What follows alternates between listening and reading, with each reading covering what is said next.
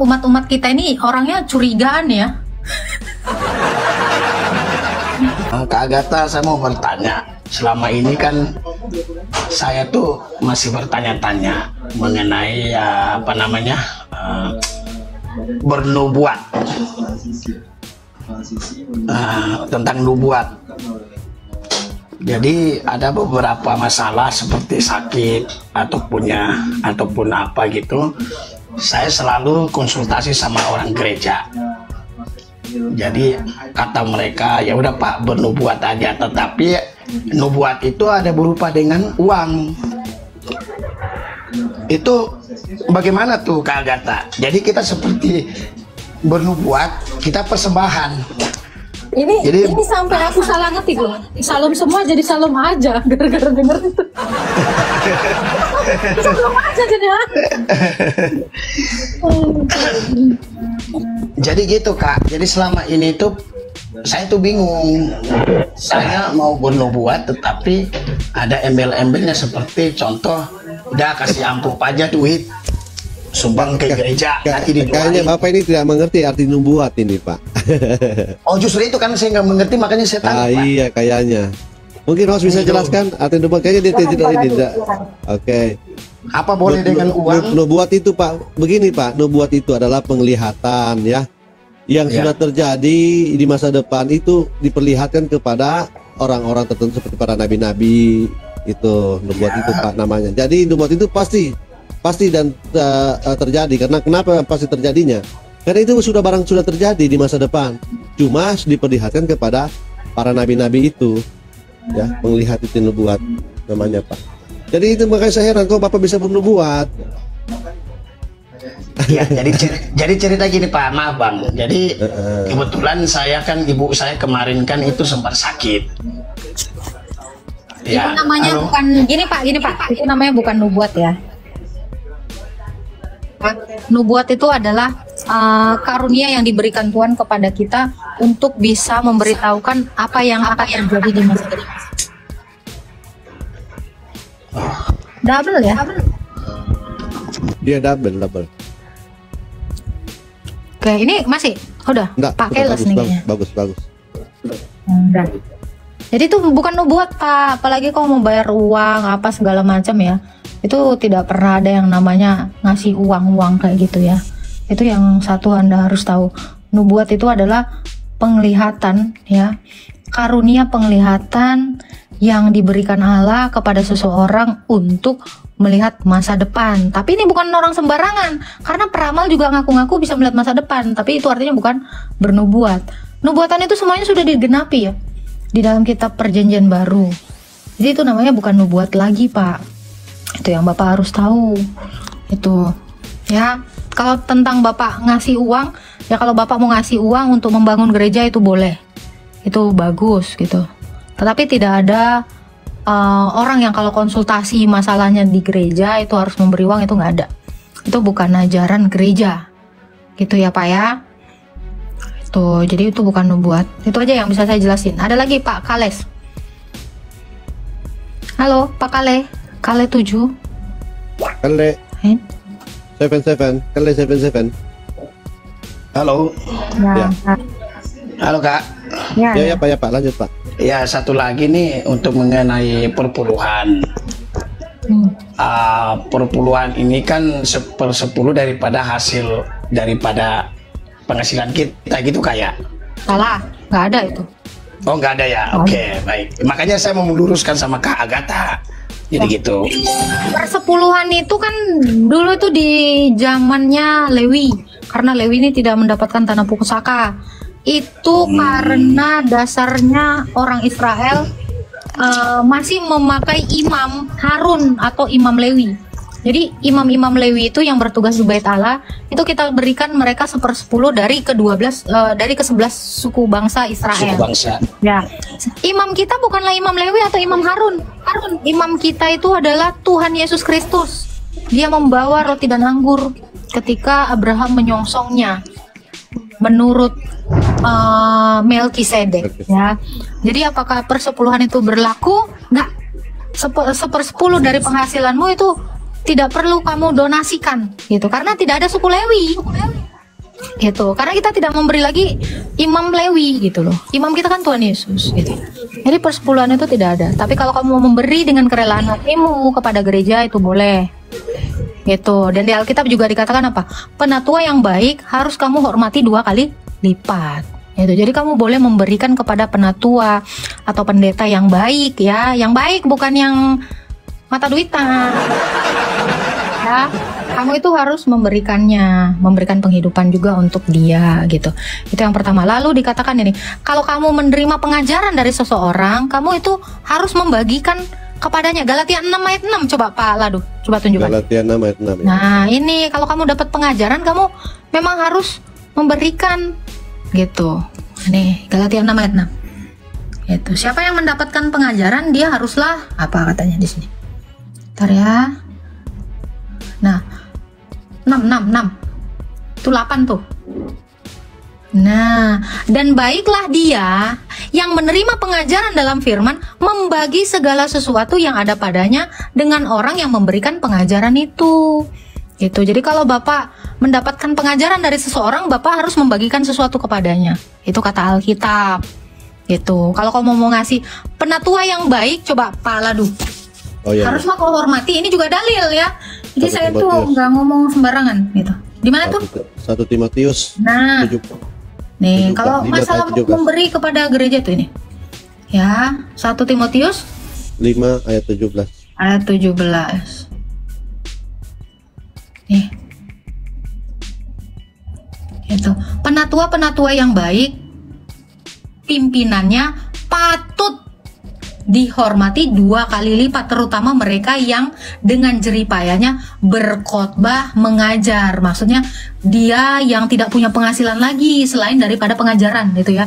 Jadi kalau penatua yang baik tapi dia memang udah punya kerjaan, ya berikanlah dia seikhlasnya gitu. Tetapi kalau yang memang penatuanya ini yang baik, dia itu nggak punya kerjaan lain selain mengajar. Ingat ya, tapi yang baik katanya di situ ya, bukan yang ngadi-ngadi gitu ya, bukan yang ngajarin yang sesat. Jangan ya, penatua yang baik, baiklah dia dihormati 2 kali lipat, terutama dia yang memang hidup dari pengajaran. Nah itu harus dihormati 2 kali lipat. Jadi kalau kamu biasa memberikan kepada gereja misalnya 100.000, ya kamu kasih kepada dia 200.000 karena 2 kali lipat gitu. Ingat ya, yang baik, yang dia hidupnya hidup dari pengajarannya. Kalau dia udah punya pengajaran, ya punya penghasilan, ya seikhlasnya kamu aja kasih gitu. Jadi nggak ada lagi tuh persepuluhan, itu nggak ada. Siap. Oke Kak Agatha, makasih banyak pencerahannya. Berarti kalau orang yang sebelum di zaman Tuhan Yesus tuh itu gimana ya, maksudnya? Jadi kan setelah Tuhan Yesus ada, berarti kan di zaman kasih karunia tuh. Ada zaman kasih karunia. Zaman yang nggak sebelum kasih karunia. Nah, yang sebelum kasih karunia itu apa? Kan Tuhan Yesus belum datang nih, secara manusia, secara daging dia kan belum datang gitu. Maksudmu Tuhan nggak ada gitu? Iya, maksudnya keselamatannya itu dengan siapa gitu? Dengan Sang Bapa atau bagaimana gitu? Apanya kau bilang dengan Sang Bapa? Nih, gimana, aku nggak ngerti nih pertanyaanmu ini, serius. Mungkin ini dia maksud keselamatan itu dalam Yesus Kristus, makanya dia sebut itu adalah zaman kasih karunia. Ya begitu ya Pak David? Iya, kira-kira seperti itu Pak. Zamannya Yesus loh. Yesus itu ada di sepanjang segala abad, di sepanjang segala zaman. Kok bisa-bisanya belum ada Yesus? Menyatakan dirinya maksudnya host. Lah itu yang ketemu Musa Yesus, yang ketemu Abraham dalam bentuk manusia gitu. Lah itu yang dilihat Abraham apa itu? Lahir. Lahir dalam rupa manusia ya. Yang mana ini? Aku baru tahu ada zaman-zamanan. Ini Rasul mana yang ngajarin kau zaman-zamanan ini? Hah? Mana ini? Coba David, beri pengertian hostnya. Aduh, janganlah bilang sebelum Yesus. Yesus itu ada. Bahkan Yesus itu mengaku apa? Sebelum dunia ada, Bapa telah mengasihi aku. Itu Yesus yang ngomong. Yohanes 17 ayat 24. Yesus itu ada di sepanjang segala abad. Mungkin yang kamu tanyakan sebelum inkarnasi. Kalau jadi manusia di zaman Adam dia udah jadi manusia.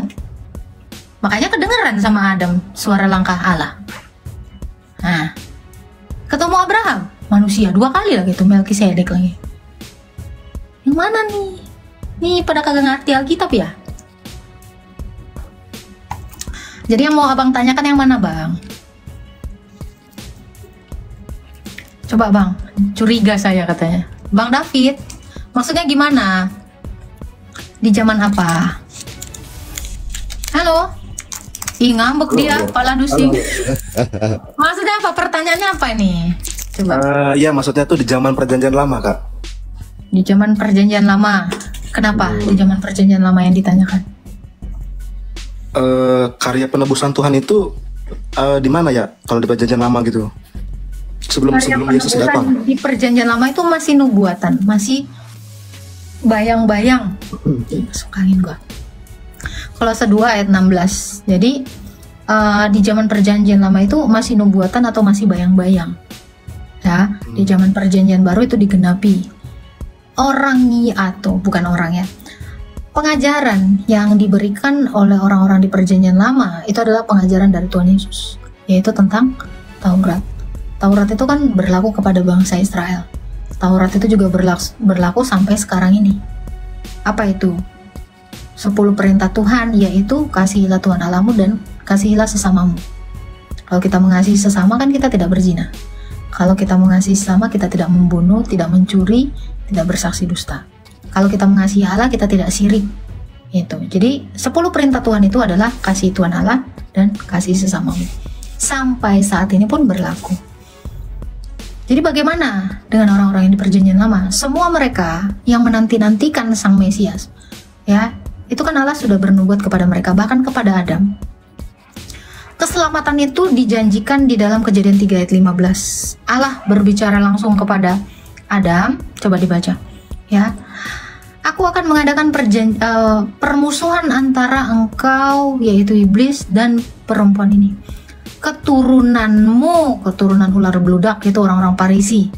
Dan keturunan perempuan itu, siapa dia? Yesus.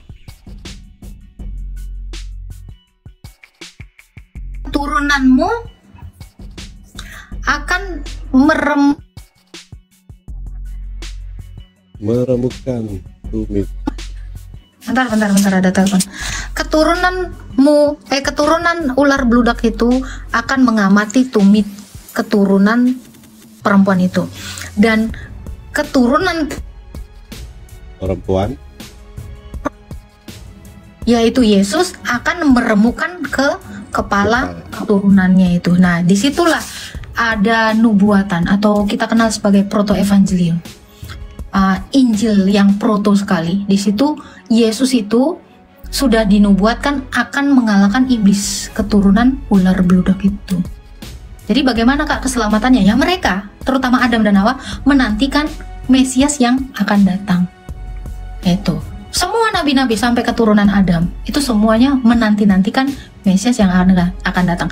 Makanya ketika Yesus Kristus, yaitu firman yang inkarnasi, yang menjadi manusia, yang mengambil rupa manusia, disalibkan, mati, dan turun ke dalam kerajaan maut, dia itu ke dalam dunia orang mati memberitakan, akulah Mesias yang kamu nanti-nantikan. Makanya ketika Yesus itu mati, kuburan itu terbelah. Itu ada ayatnya Pak Lado ya? Ada, Matius 27 ayat 52.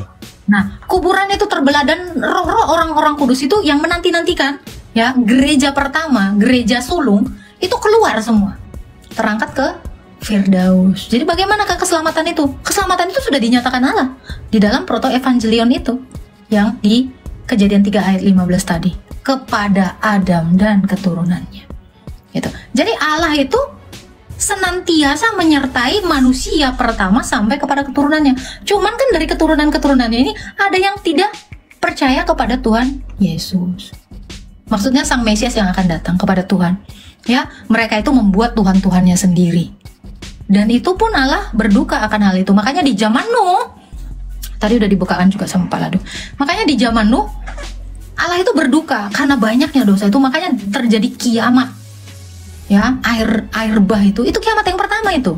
ya, dari coba bukakan lagi Pak Ladu, ya, dari peristiwa air bah ini, disitulah Allah itu apa?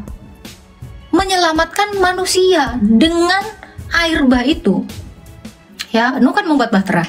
Dengan air bah itu, dosa itu dimusnahkan. Dengan air bah itu juga 8 orang diselamatkan. Nuh dan istrinya, 3 anaknya dan 3 menantunya. Tadi udah dibukakan Pak Ladu sih. Waktu peristiwa itu 8 orang diselamatkan. Itu kan sudah ada keselamatan itu di situ. Kan makanya dikatakan Nabi Nuh itu bernubuat tentang Yesus yang mendirikan gereja, yang melalui gereja kita semua diselamatkan oleh air kiasan dari air bah itu. Kita itu diselamatkan. Jadi Nuh itu adalah tipologi dari Kristus. Dengan air baptisan kita diselamatkan. Oleh air kiasan itu 8 orang diselamatkan. Dari 8 orang ini turun lahirlah banyak manusia lagi kan di muka bumi ini. Nah, jadi bagaimana Kak keselamatan di zaman itu? Sudah berkali-kali Allah itu menyelamatkan manusia ini, gitu.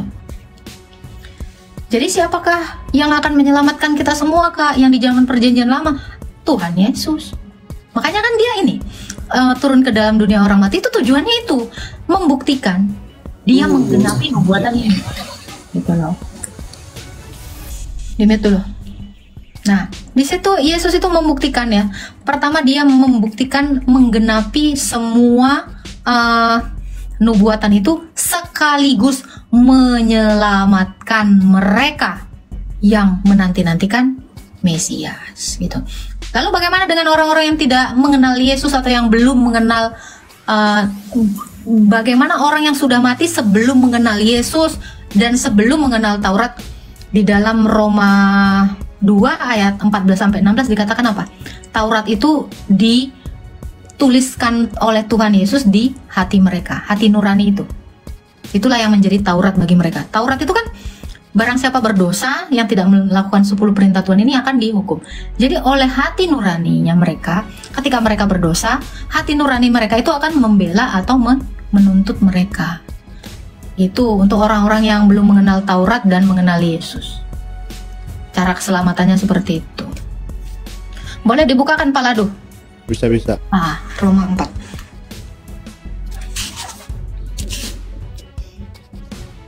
Nah, dari 14 ya. Ini saya letakkan dulu di sini. 14 dari 14. Ya.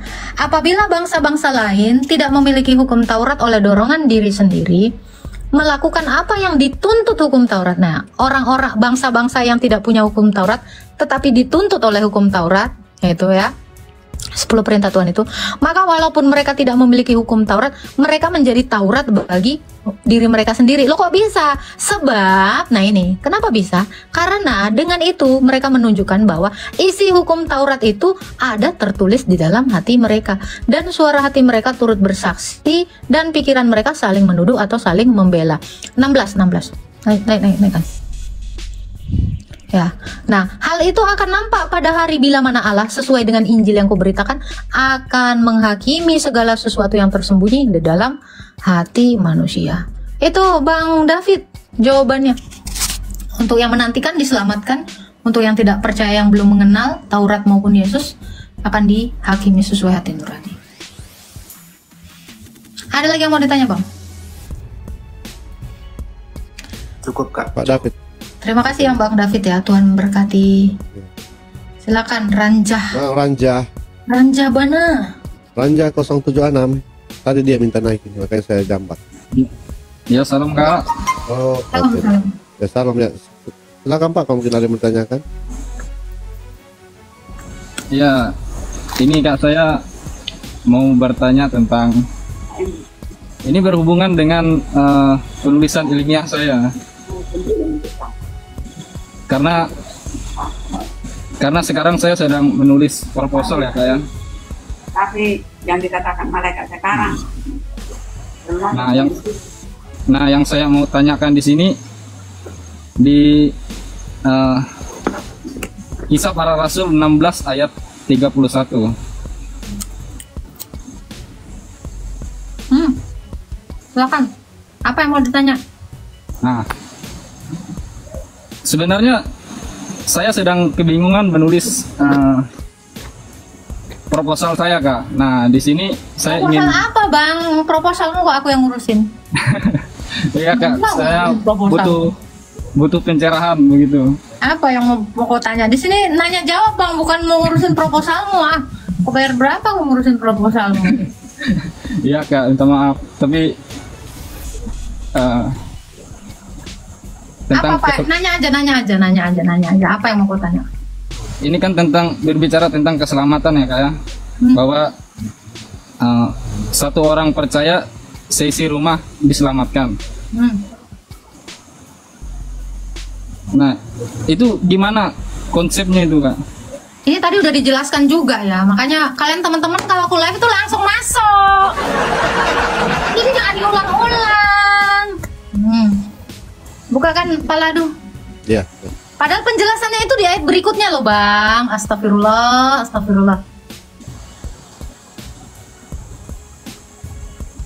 Jawab mereka, percayalah kepada Tuhan Yesus Kristus dan engkau akan diselamatkan, engkau dan seisi rumahku. Lalu mereka memberitakan firman Tuhan kepadanya dan kepada semua orang yang ada di rumahnya. Jadi satu orang yang percaya itu memberitahukan keselamatan itu kepada yang lainnya, itu maksudnya. Bukan kau percaya terus semua yang keluarga kau suka-suka ikut selamat, enak kali. Itu tinggal dibaca aja loh ayat berikutnya. Malas sekali loh kalian. Nah, ini berarti sudah selesai proposalnya nanti nih. Udah selesai proposal.